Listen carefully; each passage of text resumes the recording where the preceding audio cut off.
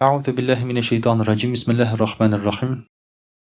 Muhterem Müslüman kardeşler, Allah Teala şu bugünkü günlerimizni har barçabız içinde mübarek kılsın.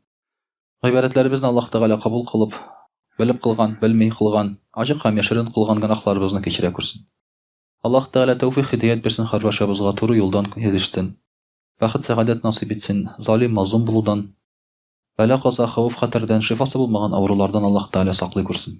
Muhterem kardeşler, Allah Teala köngül tinçligi bere kursun har barçabızga da. Dinimizge faydalı bendeler bulup, hem de ki şu dinimizge fayda getirip, dinimizni üstürüp yaşarga nasip etsin. Aytgan har bir sahmet senelerimiz Allah Subhanahu ve Teala'ga erişip, aytgan har bir salavat şerifelerimiz Peygamberimiz Muhammed Mustafa sallallahu aleyhi ve sellem'nin ruh şeriflerine erişirge nasip olsun. Muhterem kardeşler,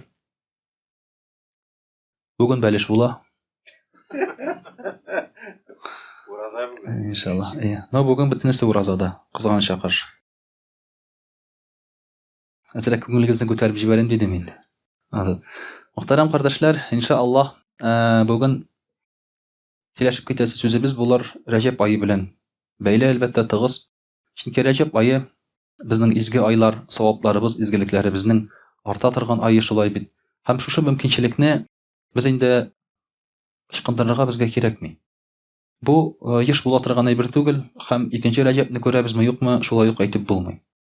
Muhterem kardeşler, indi kimdere ulidir belki Recep ayında yarar izgilikler kılıp ilgirmezem, ele alda var Ramazan bar dip diyer şulay bit.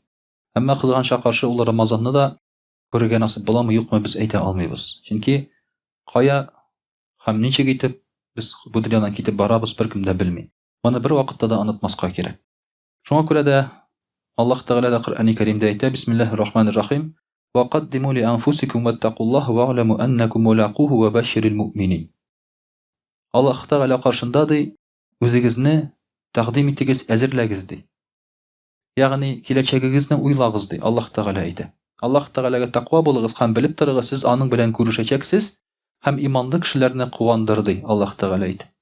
Demek iman bilen Allah Teala'nı görgen kişiler hem elbette indi izgilikler kılıp takva kılgan kişiler, şuşuna ezirlengen kişiler inşallah kuvanırlar. İnşallah kuvanırlar Allah Teala bilen görüşkende. Şuna göre bu ömrümüz muhterem kardeşler her minutu her mizgili Allah Teala karşında ol riza bulgan ameller kılığa, izgilik kılığa bağışlangan bularga tiyiş. Biz her bir nerseden de özümüzge savap taba alabız. Buna bugün de şuşu köbürek savaplar işlerge, izgilikler işlerge şunun turunda sileşip giderbiz muhterem kardeşler. Çünkü savap izgilik ol kızança karşı bizning tege turmuşta kelip kite turgan birge eylendi. Yani sen yaşaysan turmuşta tege niçikdir beytik hayvan köpek bolay. Umuman alganda. Şulay bitindi. Hayvan köpegin tege ol načar magnasında tugul. Aşar içer için nesil kaldırır için şulay bit. Kitap bilen kütüge çıkıp gidersin, kütüden kaytasın. Kaytkaş sabalar seni. Şulay bitindi. Kimler ekeni bilgili indi. Şulay bitanda ide ketip turalar, dayarkılar. Dayarkının yardımçıları şulay bit. Şuna göre de muhterem kardeşler, indi bu normal tege bizim turmuşumuz şuna aylandı. Şundan soň kişi biraz argaçtın, isine çirip ala toqtali izgilik işlemeli, savap işlemeli. Hem savap işlerge tutana. Yani özüne savap işletirgan mümkinçilikler izli. Ol muhterem kardeşler, Müslüman kişinin turmuşu mana ol şul hayvan kebek ol barmay. Ol her vakit savap işlerge mümkinçilik izli. Erta bilen kütüge kitkende de, yani işke barganda da besince şulay bir anlamagan kişige. İşke barganda da ol savap işli ala. Yolda barganda da. Yolda bara zikir kılıp barala şulay bir. Heyki olmasa bir kişi açıون çağara yolda ulanı gafu ite, savap baranga şulay bir. Bitinse sadaka savabı bara. Kişi kolun toktata, uturta, savap bola, sadaka savabı şulay bir. Birerse utura, maşinada mangayıp, sen anga karap yılmayıp jiberesin, tege durak deyinde, lekin anın köngülü bola, şulay bir. Savap, yılmayıp karada savap bir, şulay bir. Mene şuna göre de biz mene şuşu savaplarını her daim islerge tiyiş. Anın için maksus savap işlemeli dip, tege uylap çıkarga kerek mi yani? Savap bizning ayak astında. Ayağına barsak da nişlesek de. Kişi bilen sileşip oturdan ol da savap muhterem kardeşler. Müslüman kişisi bilen. Ol sana köngülün boşattı. Belki şuşu sileşip oturu bilen eli bir kenne заправкада машина белән туктадык та инде. Заправлять та заправщик сөйли башлады инде. Менә бер туганым бар минем ди, миңа бурычын кайтармый ди. Нишләтеп була икән аны ди. Әйтәм, минем бар бригадам әйтәм. Минем бригада бар, хәзер киләбез, итәбез әйтәм. Ишечү секаторлар белән бармакларын кисәбез, колакларын кисәбез, кайтарачак уларны әйтәм. Ишемдән генә инде. Әлбәттә. Мин ишетә алам инде аны шулай бит. Аңа бер туган акча кайтара алмый, мин ишетә алам инде аны ул кешегә. Шуннан соң ул инде мин ие, шулай әйтәм, кайтарырга кирәк. Сез үзе намазга җири ул ди, әйтәм, әйтегез, кыямәт көндә түләячәк саваплары белән дип шулай дип мин аңлаттым да инде. Әйтте, аңлыйм инде ди, сез ди берничә эшли алмыйсыз инде. Менә әйттем дә миңа җиңел булып китте ди. Әйттем дә миңа җиңел булып китте ди, шулай бит. Шулай дигәчтен мин уйлап куйдым, карачыннан да бер караганда бу кешенең теге зарманын тыңлап торырга минем бәлки теләгем дә юктыр, кайфым да юктыр, вакытым да юктыр, шулай бит. Әмма ул кешенең күңеле җиңеләеп калды. Менә миңа әйтте хәзер, ул шул бер туганы белән бәлки аралары яхшырып китәр, шулай бит. Аңа булган теге ачу, ул бит аны ачуны йөртә, миңа бурыч кайтармый дип. Әзрәк шушы ачуы сүнеп китәр, шулай. Мин дә аңа шулай дип әйттем, аны соң әйтәм, гафу итсәгез әйтәм, үзегезгә савап күп була инде дип шулай дип. Менә шуңа күрә, мөхтәрәм кардәшләр, савап ул безнең һәр даим, һәр җирдә, һәр адым сайын. Менә шуны безгә онытмаска кирәк. Һәм шушы айларда ниятеңгә карап, шулай бит игътибарлы булуыңа карап, без ул савапларны инде һәр даим адым сайын таба алабыз. Инде шуны безгә онытмаска кирәк, һәр вакытта ниятләребезне яңартып торырга кирәк. Шулай да, мөхтәрәм кардәшләр, шулай бит Аллаһ Тәгаләне зикр итүдән дә безгә туктамаска кирәк. Чөнки Аллаһ Тәгаләне зикр итү ул шулай ук бик мөһим әйбер. Без аны онытабыз.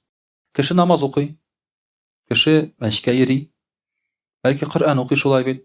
Әмма шушы менә араларның бушлыгын безгә зикр тутырырга ярдәм итә.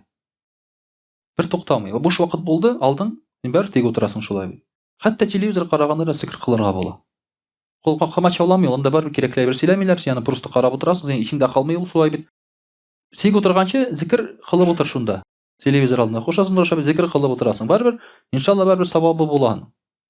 Булай гына тик кенә утырганчы, шулай бит инде.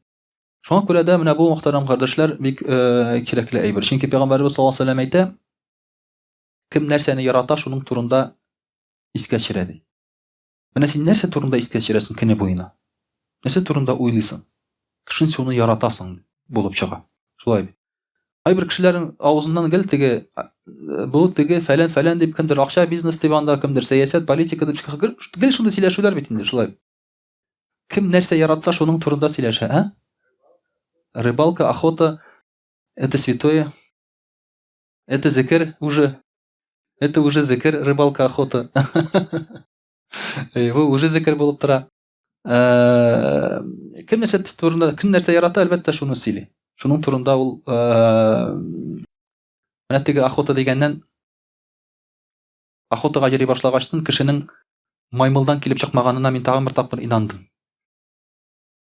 Шулай охотага баргачтан килеп чыга алмый кеше маймылдан. 100%. Безгә бит әйттеләр, менә хәзер ничә еллар буе инде кеше аңлаталар, кеше маймылдан килеп чыккан. Ул башта яшәгән нәрсә белән охота и собирательством ди. Шулай бит. Шуның белән көн күргән ди. Менә охотниклардан сорасаң, син ничә тапкыр барып, ничә тапкыр добыча белән кайттың дисәң, шулай бит инде. Ул сиңа әйтә, 500 мең акча тоттым инде охотага ди. Шулай бит. 2 кас алдым ди, юлдан сатып. 500 мең акча китте инде ди охотага ди. Янда джиплар, вазиклар, аның мылтыклары да нормальный мылтыклар 150 мең тора. Ярый, ул российский монда кәкре мылтык алсаң, аны специально теге атсаталар инде, чтобы теге хайваннар үлмәсен ди. Теге импортный алсаң, итальянскийлар, алар тоже 150 мең тора, шулай бит. Шуңа күрә дә аның белән яшәп булмый. Сиңа сөйлиләр ул. Элек халык шуның белән яшәгән, охота собирательство белән, аның белән яшәп булмый. Менә син бер бардың, 2 тапкыр эч пахур, бер атна буе йөрисең охотага, балаларың иде ачтан уйлайсың кайтканчы. Шулай бит. Шуңа күрә менә хәзерге галимнәр раслаганнар, кыргый хайваннар белән йорт хайваннары бер вакытта килеп чыккан икән. Аларның геннары яшь буенча берүк икән. Нишләп алай? Чөнки Аллаһ Тәгалә кеше килгәчтән үк аңа йорт хайваннары биргән. Дөньяга килгәчтән үк. Кыргый хайваннар алар айрым, кыргый хайваннар мөмкинчелегең булса атасың, тотасың шулай бит инде. Әмма көндәлек ашар өчен безнең бар йорт хайваны һәм бар культуралы үсемлекләр. Аллаһ Тәгалә безгә аны биргән. Хәтта индеецлар әйтә, кукурузаны ди безгә ди Аллалар бирде ди. Ни өчен? Алар Аллалар дип сөйли. Ни өчен? Чөнки кукурузның кыргые юк. Бар кыргый бодай, әмма кукурузның кыргый кукуруз юк. Кеше карамаса кукуруз үсә алмый. Кайын килеп чыккан ул? Кайын килеп чыккан ул? Алар өчен кукуруз бик мөһим, безнең өчен мөһим түгел ул шулай бит. Әмма алар өчен ул бик мөһим. Аннан алар ында ясый, бөтен әйбер ясый аны. Менә шуның өчен дә бу ризыкны безгә Аллаһ Тәгалә биргәнгә тагын бер тапкыр шулай инансын, әзрәк кенә шулай бит. Шуңа күрә охот это святой зикр ул. Аллаһны искә төшереп утырасың анда, шулай бит инде. Балыкка барганда тем более инде. Шулай бит. Балыкка барганда тем более Аллаһны искә аласың. Анда балыкчыларның яртысы эчә, яртысы зикр кыла инде. Анда башкача юк. Охотада да шулай. Ана соң гел аятел кирси укып йөрисең охотада шулай бит. Бер исерек атмаса ярар иде. Тоже Аллаһ Тәгаләне искә төшерә торган әйбер. Мөхтәрәм кардәшләр, әлбәттә, менә бу Аллаһ Тәгаләне зикр алу дигән әйбер, ул һичшиксез бездә булырга тиеш. Буш араны без тутырырга тиеш аның белән. Син кайда гына булсаң да, нәрсә белән генә шөгыльләнсәң дә, син шушы араны зикр белән тутырырга тиеш. Хәтта шул ук әле генә без әйткән охота булсын, балык булсын, шулай бит, балыкка бару булсын, спорт булсын, ни булсын, зикр белән тутыр шушы араны. Спортта да шулай бит, зикр белән тутырырга була ул араны. Элек мин чаңгыда йөргәндә Коръән сүрәләре укыйдырым. Башыннан белгән сүрәләрне укый башлыйм, дим. Укыйм, килеп җитәсең, уже син беренче. Шулай бит, рәхәтләнеп теге, Коръән сүрәләре дә исеңдә тора синең. Исеңдә тора. Барганда да отделать нечего, шулай бит, инде просто эт шикелле җавап бирмисең телеңне агыз асылындырып, бер бушка дип әйтик. Менә шуңа күрә дә гел буш вакытны зикр белән тутырырга кирәк. Аллаһ Тәгалә әйтә шуңа күрә Коръәни Кәримдә: Бисмиллаһир-рахманир-рахим. يا أيها الذين آمنوا لا تلهكم أموالكم ولا أولادكم عن ذكر الله ومن يعمل ذلك فأولئك هم الخاسرون. İman китерүчеләр ди, малларыгыз, балаларыгыз сезне зикр кылудан тайпылдырмасын ди. Читкә җибәрмәсен ди. Әгәр шулай эшләсәгез, сез югалтырсыз ди. Ягъни бала ди, мал ди, Аллаһ Тәгаләнең исеменнән чыгарсаң, гадәттә безнең менә шушы бөтен Аллаһ Тәгаләне оныттырырга бер сәбәп ул мал һәм балалар. Кешегә әйтсәң, нишләп намаз укымыйсың, нишләп диндә түгел, бала карыйсы бар, эшлисе бар. Менә ике сәбәп. Бала карыйсы бар, эшлисе бар. Бала карыйсы, эшлисе бар. Аларның ул изге сәбәп дип атыйлар. Чөнки алар әйтмиме дип, кеше әйтми бит, мин конченный алкаш, миңа вакыт юк намаз укырга дип әйтми ул. Ул әйтә, бала карыйсым бар ди, һәм акча эшләргә кирәк ди. Менә шушы. Менә бу кешеләр югалтучылар ди. Бер караганда бит алар югалтырга тиеш түгел. Баланы карасаң, димәк, бала сиңа шуның белән җавап бирә. Бер караганда ул вклад. Ничек инде бала карасаң, нәрсә югалтасың син, шулай бит. Я булмаса, акча җыясың, мал җыясың, эшлисең, югалту түгел бит инде ул. Бер квартира алып куйдың, монда бер җир алып куйдың, монда тагына недвижимость, шулай бит. Ул бит инде югалту түгел ул. Әмма югалту әлбәттә ахират мәгънәсендә. Чөнки алар бөтенесе бу дөньяда калалар. Безнең балаларыбыз да хайван баласы кебек, мөхтәрәм кардәшләр. Әгәр синең балаң иманлы булмаса, ул хайван баласы кебек. Менә сыер бызаулый, шушы бызавын әзрәк имезә дә, аның бызавын тартып ала кешеләр. Ул сыер шул баласын оныта аннан соң. Кайбер үгез үзенең баласын да капларга мөмкин. Шулай бит, өстенә сикерергә мөмкин, алай да була. Ягъни алар инде уже оныталар, аларның туганлык хисләре бетә. Күпмедер вакыттан соң. Менә безнең дә шулай, без бала таптык. Ул баланы үстердек. Вложились, каядыр җибәрдек, бетте. Хәзер баланы шулай үстерәләр. Ул динсез, имансыз балага син күпме генә тыксаң да, шахматист ясыйсыңмы, теннисист ясыйсыңмы синаннан, хоккеист ясыйсыңмы синаннан, депутат ясыйсыңмы, аның сиңа файдасы юк. Ул кемгәдер хезмәт итә, сиңа түгел ул. Син шуларны карый эшләп үләсең. Һәм кыямәт көнендә ул теннисист сиңа битендә дуа кылып утырмый.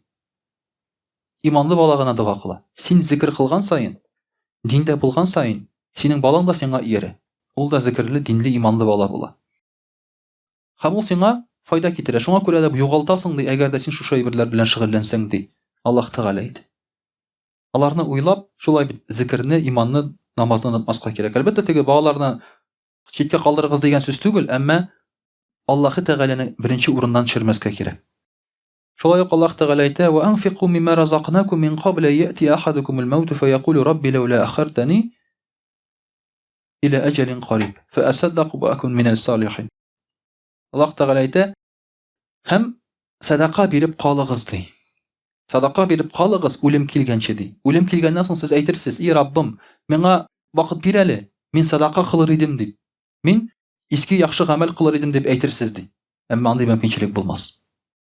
Чөнки борылып карагач, бөтен әйбер мал китә, янга кала башлагач, шулай бит инде син нәрсә дисең? Иң мөһим әйбер ул ахират икән дисең. Бу әйбернең бөтенесен садақа итеп бирергә әзер буласың хәзер. Әмма син андый мөмкинчелекне бирмиләр. Андый мөмкинчелек бирмиләр, мөхтәрәм кардәшләр. Менә шуңа күрә дә әле бу исән чагында сез ди садақа биреп калыгыз ди.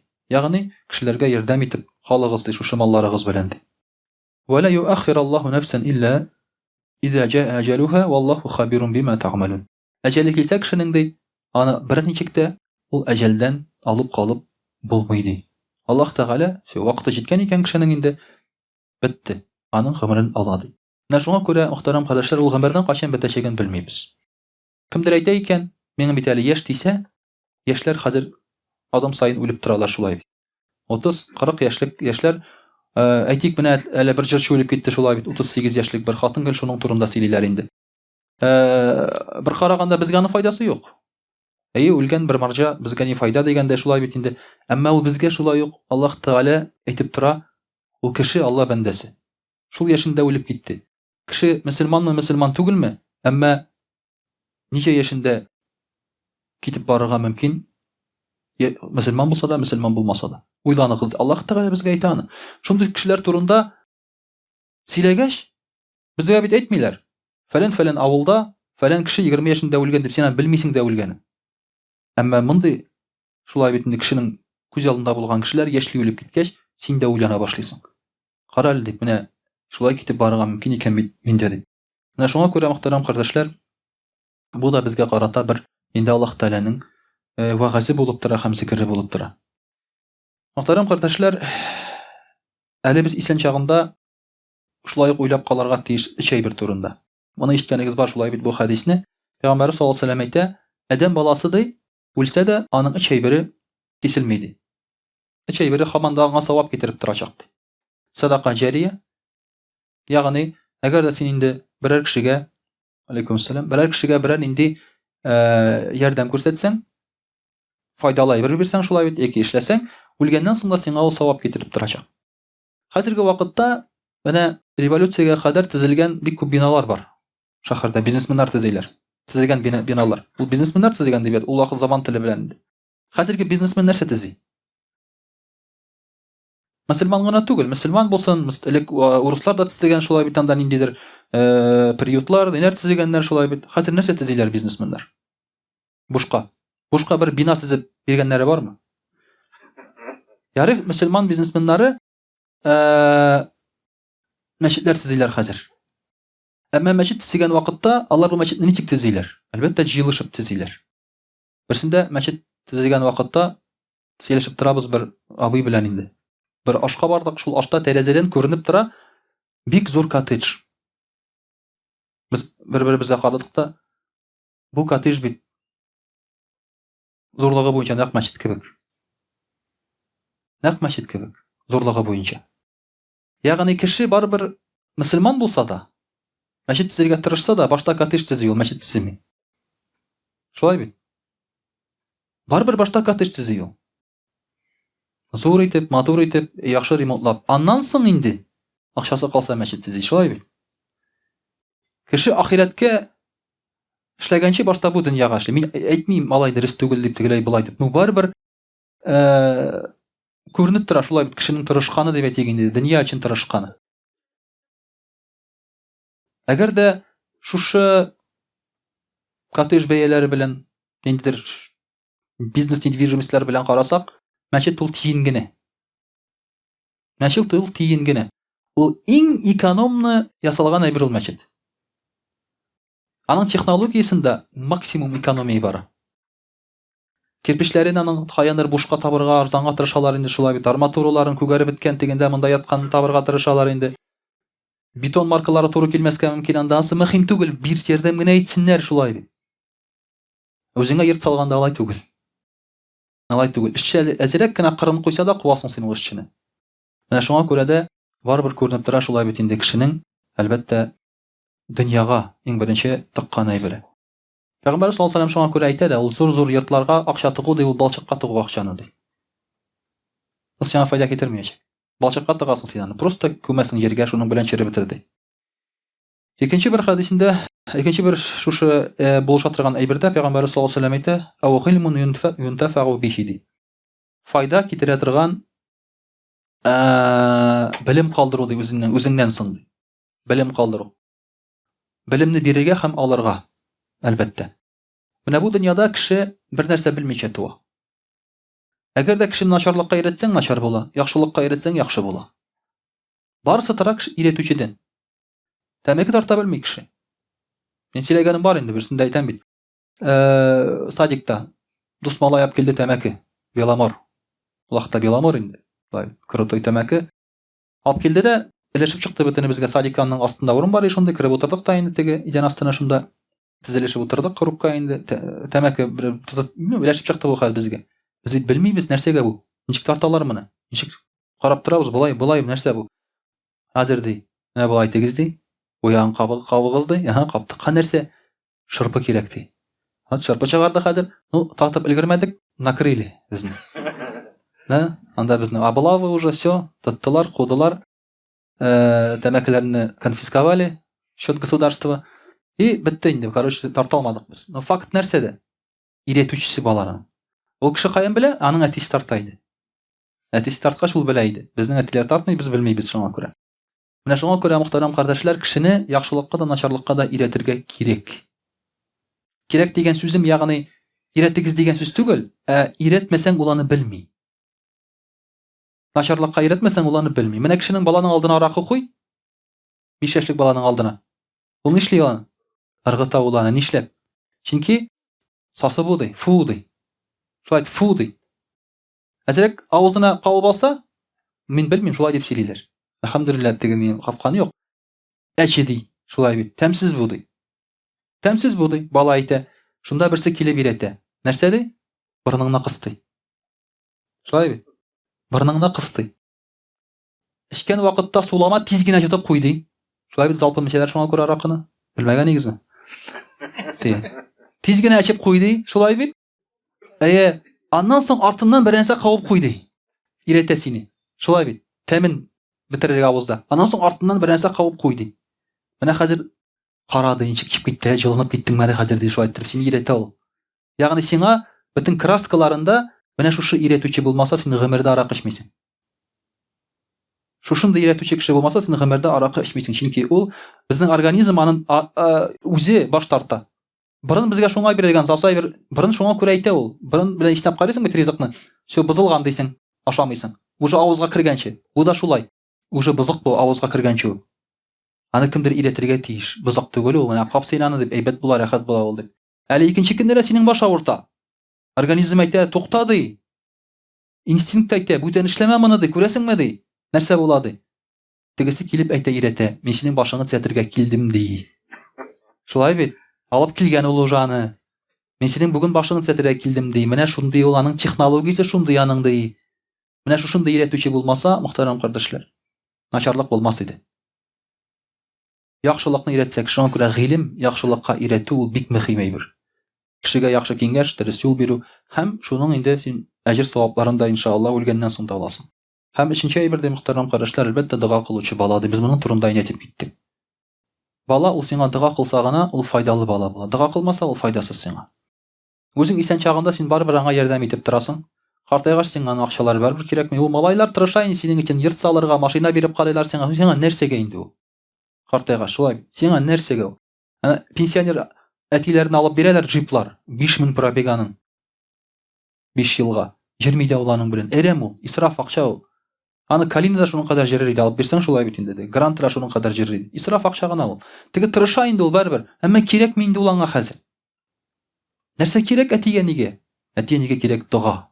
Шуңа күрә балаңнан син догачы ясарга тырыш. Әгәр дә аннан файда аласың килсә. Әлбәттә булсын ул теге, бай да булсын, әлбәттә ул, ләкин догачы булсын беренче чиратта. Әгәр дә син аны мәчеткә алып бармасаң, хоккейга алып барган кебек иртәнге 6-да. Иртәнге 6-да хоккейга алып баралар балаларны. Мәктәпкә барыр алдыннан алар уже хоккей уйнап, нитеп, юынып, киенеп мәктәпкә баралар. Уйлап карагыз, иртәнге 6-да кем нинди баласын мәчеткә алып килсен?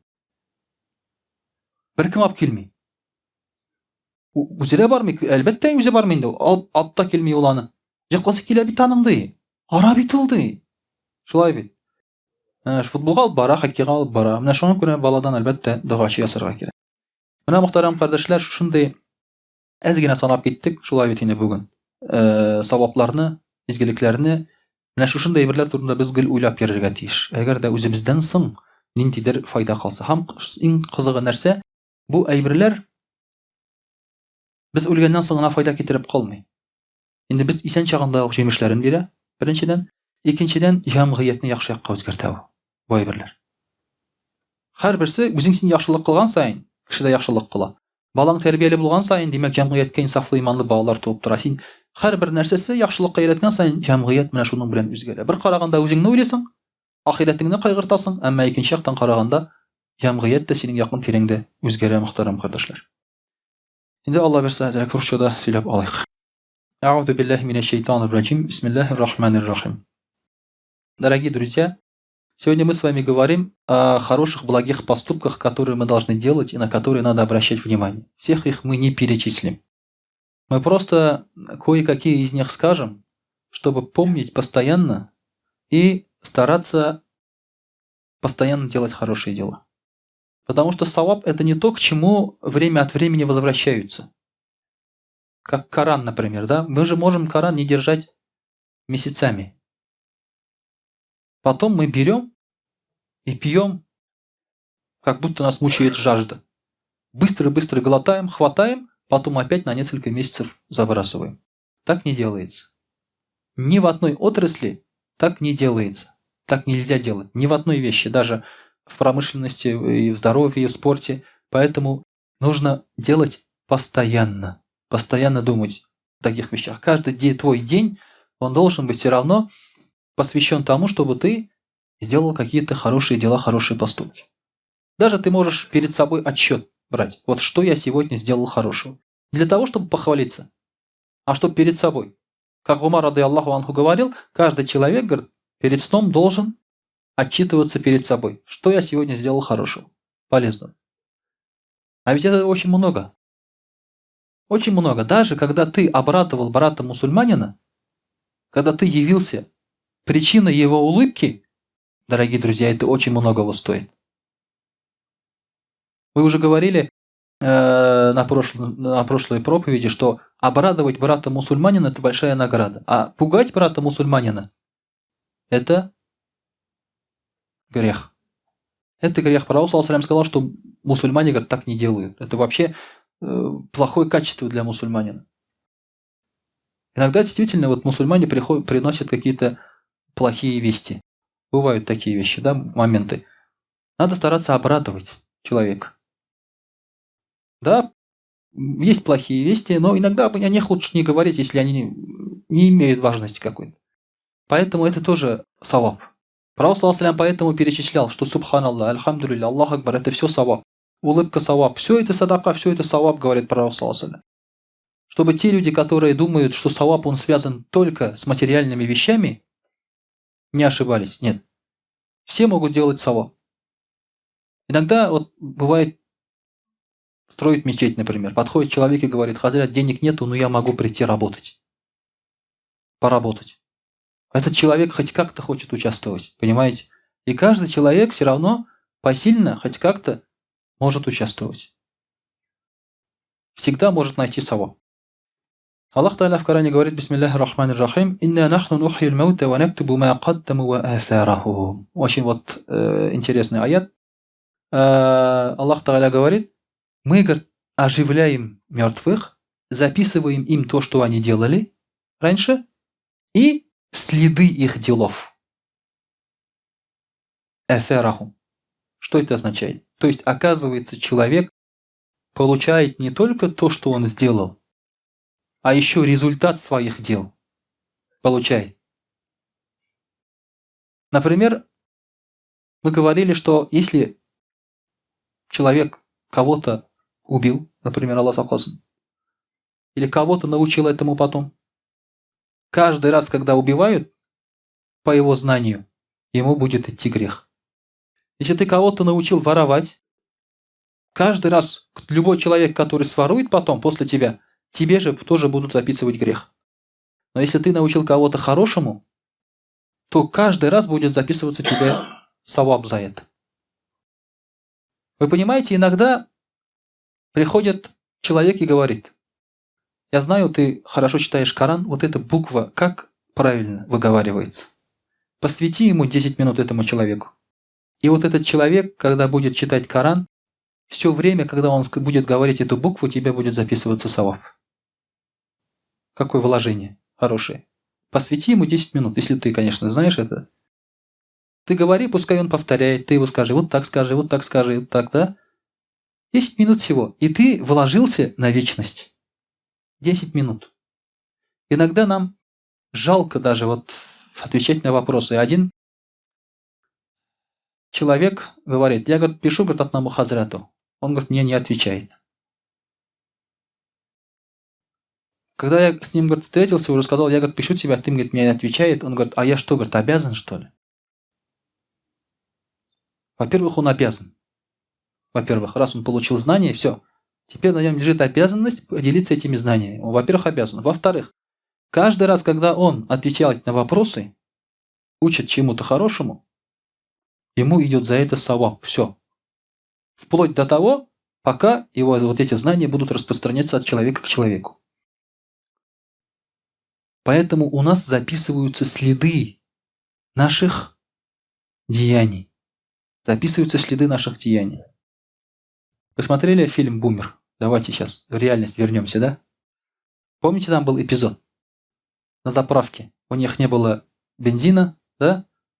А денег не было, бензина не было. Они заправились, и этому заправщику, пацану, они дали биту. Биту дали, помните, да? Ну, кто смотрел, наверное, может, не смотрели, может, вы богобоязненные, такие фильмы не смотрите. И они, хотя любой пацан должен посмотреть «Бумер», да, как это без этого. Вот он дали биту. Этот парень что сделал с этой битой? Они на улице избили человека и ограбили этой битой. Все, это, понимаете, вот этот грех. То им тоже запишется. Кто биту вот эту подарил?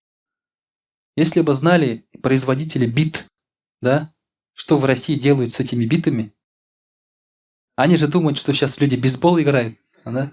Там же уже привели статистику, сколько продали бейсбольных бит и сколько мечей продали бейсбольных. Мечей 0. Сколько? Чем они бьют, что они бьют, да? Это понятно уже. Это уже понятно.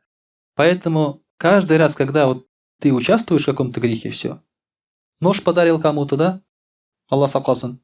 Ну, парень, видно, что парень, он неадекватный. Что он хулиган, и ты ему подарил нож. Ну, понятно, куда он ее будет использовать. Раньше ходили там у ребят, вот какими идиотами были раньше, я не знаю, ребята, один парень там, он искал нож, которым убили человека. Это как честь для него было. То есть он искал рецидивистов, которые там хранили у себя нож, вот это, они кого-то убили этим ножом и покупали за большие деньги у него этот нож. Это как-то вот, я не знаю.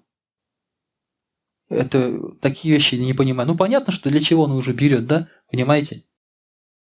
Поэтому эфер, вот след от благих дел, от плохих дел, он и после твоей смерти может продолжаться. Ну, естественно, если это ты сделал специально, конечно. Здесь делал специально, потому что вот, например, Иса алейхиссалям не виноват, что ему поклоняются. Иса алейхиссалям не виноват. Даже Аллах Та'аля в Коране говорит, есть такой диалог.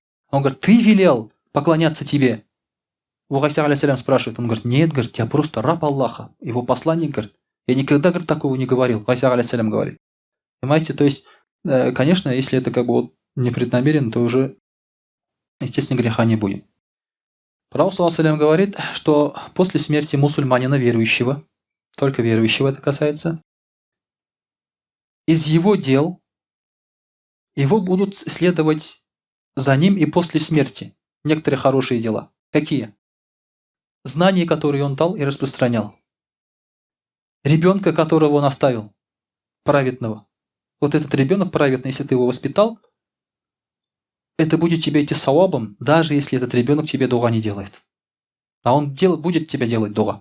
Но если он даже дуа не делает, это тебе будет саваб, потому что ты оставил хорошего ребенка в этом мире, который приносит пользу людям. Мусхаф, который оставил Коран, чтобы читали. Вот раньше Коран, мусхаф, книга, она была очень дорогой. Если ты кому-то ее подарил, тот человек был очень счастлив и рад этому подарку. Его читали и был саваб. Сейчас, к сожалению, у Корана потерял ценность. К сожалению. У мусхафа, да?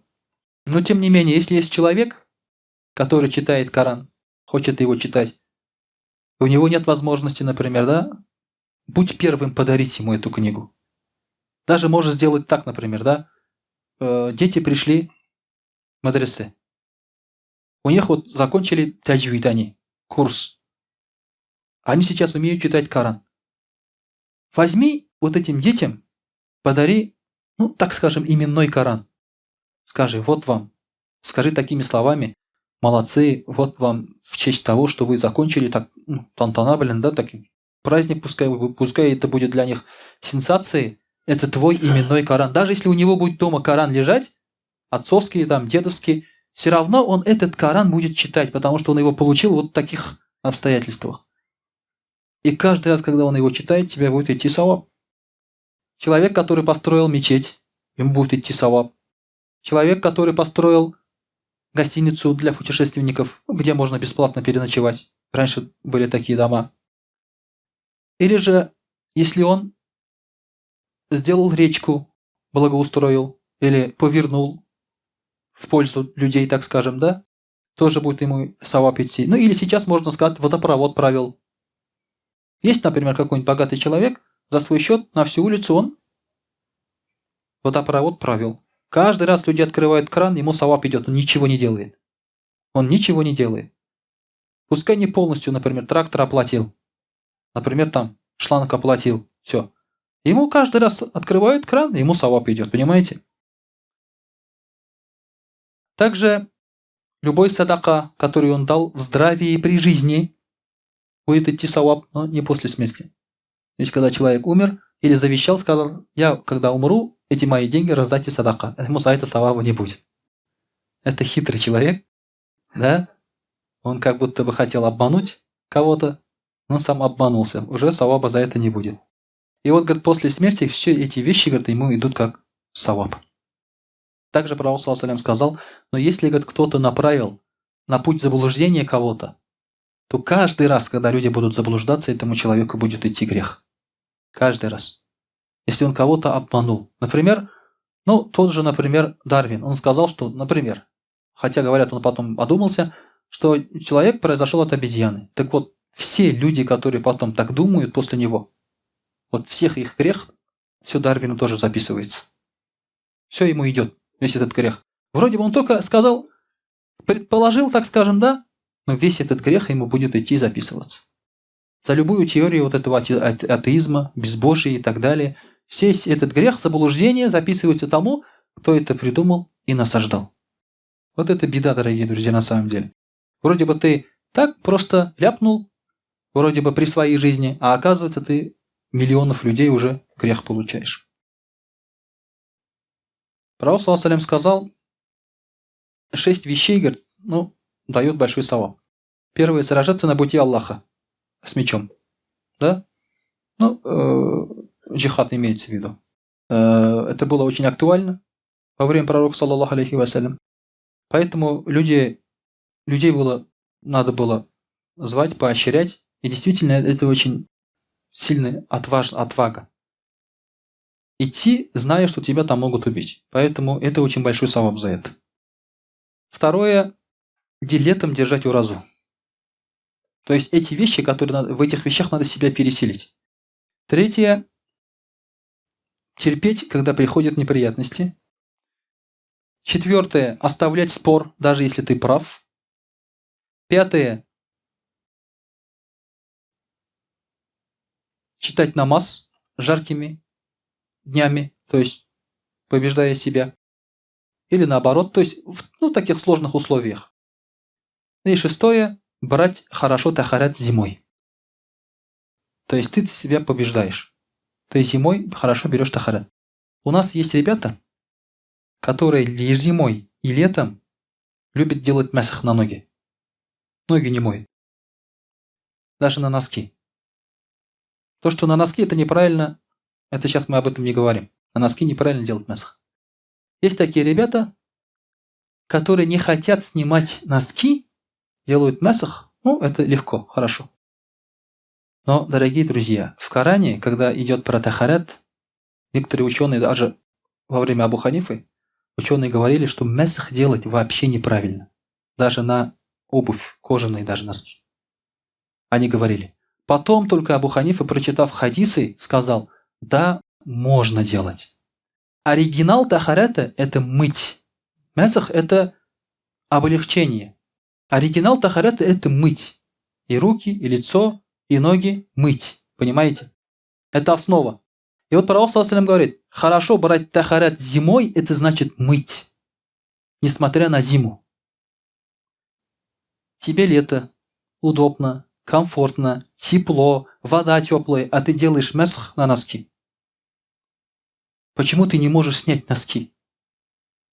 Почему ты ленишься снять носки и помыть ноги? Я не понимаю. Это сложно? То есть ты не хочешь сделать тахарат оригинальным способом, оригинальным образом? Почему? Почему ты спешишь в делах религии? Почему ты не придаешь этому значения? То же самое и намазы всего относится, понимаете? Даже в этих вещах, когда мы делаем, мы пропускаем большой саваб, дорогие друзья. Даже в тех вещах, которые мы делаем. Абу Хурайра, ради Аллаху анху, говорил, пророк, саллаллаху алейхи ва саллям, говорит, меня обучил 3 достоинствам. И я, говорит, их не брошу до смерти. Во-первых, сон после витра. Витр нам почитал, что надо поспать, да? Надо лечь спать. Не ночной клуб, ничего, надо спать. Поэтому витр надо читать после ночного клуба. А то надо будет спать. Да? Так получается. Наши выкрутятся всегда. Наши люди. Это второе. Это держать 3 дня пост ежемесячно. И третье. Совершение утренней молитвы. Это духа намаз. После восхода солнца. Вот этим вещам, говорит, 3 вещам, пророк, говорит, меня научил. И я, говорит, их не оставлю до смерти. То есть в этих вещах сахабы искали саваба. Много, дорогие друзья, сунны очень много, выполняя которую ты получаешь саваб. Вот недавно сидели про головной убор. Вчера говорили про головной убор. Почему мусульмане не носят головной убор? Кто не согласен, что это сунна? Кто говорит, что головной убор – это бидгат? Кто говорит? Никто не говорит. Нет таких сумасшедших. Все говорят, что это сунна. Если у тебя есть выбор, соблюдать сунну или не соблюдать, почему ты выбираешь не соблюдать сунну? Хотя, одев на голову что-нибудь, пока что что-нибудь, ты уже выполняешь сунну. Когда ты одеваешь на голову мусульманский головной убор, местный какой-нибудь, все, это тоже уже сунна. Вы понимаете, какой резонанс будет, да? Когда мусульмане начнут ходить в своих религиозных головных уборах. Государство нам даже гарантирует, что никто не тронет твой головной убор. Государство, Конституция нам гарантирует. Нам нечего стесняться даже в этом плане. Бояться нечего. Вы представляете, по улице, вот, например, в головных уборах, это как отличительная черта. Но одежды мы не отличаемся уже, да? Борода есть не у всех, еще плюс борода есть у охотников и... Сразу же рыбаков, охотников, действительно, бомжи-то видно, что у них борода не такая мусульманская, да? У байкеров бывает, у хипстеров бывает, да? Но ты не можешь сказать, что это мусульманин, да? И, да, опять-таки, у иудеев тоже бывает. Поэтому раз одел какой мусульманский головной убор, все, это уже. Так по улице идешь, ты не знаешь, ассаляму алейкум, говорить или не говорить. кто этот человек. Сейчас еще штаны начали носить такие, короткие. Это сейчас мода пошла, оказывается, вот такие. Смотришь, один парень, я никак читал ему, штаны короткие, носков нет. Ну, не носки, вот такие есть же носки. Оказывается, они не должны выпирать через ботинки сейчас уже. Я же не слежу за этими вещами. Я смотрю, зачем у него...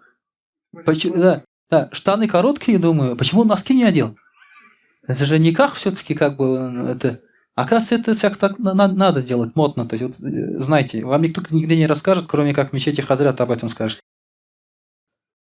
Понимаете? И вот ведь не поймешь, с ассаляму алейкум надо говорить или не надо говорить. А за слово ассаляму алейкум ты получаешь саваб. Это имя Аллаха.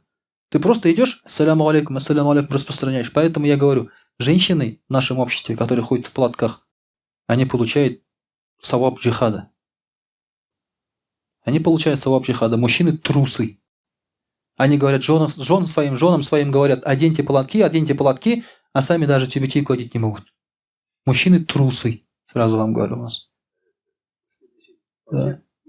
Какой пакет? Ксяге, это так, сейчас тряпка, все сворачивается. Понимаете? Вы сейчас, наверное, подумаете, что я открыл фабрику тюбетеек и это... Нет. У меня личного интереса нет в этом. Мужчины трусы у нас. Вот это я могу сказать откровенно. Вот сейчас Абы мне сказал, надо правду говорить в лицо. Мужчины трусы. Они не ходят в тюбетейках. Женщины, они получают саваб джихада. Они в платках выходят везде. И в магазин выходят, да? И в банк заходят, и на работу ходят. А мы им требуем еще, заставляем, а сами тюбетейку одеть не можем. Не то, что вот мусульманскую одежду длинную, да так, а тюбетейку даже одеть не можем. Понимаете? Саваб у нас на каждом шагу. Во всем можем делать саваб, поэтому надо воспользоваться этой возможностью в эти месяцы, и надо стараться побольше делать хороших, благих дел. Но самое главное – восстановить сунну пророка, саллаллаху алейхи вассалям, и тем самым мы делаем уже для себя и другие награды. وأقول قولي هذا وأستغفر الله الغفار لي ولكم ولسائر جماعة المسلمين الحاضرين أجمعين إنه هو الغفور الرحيم الجواد الكريم وسميع الدعاء.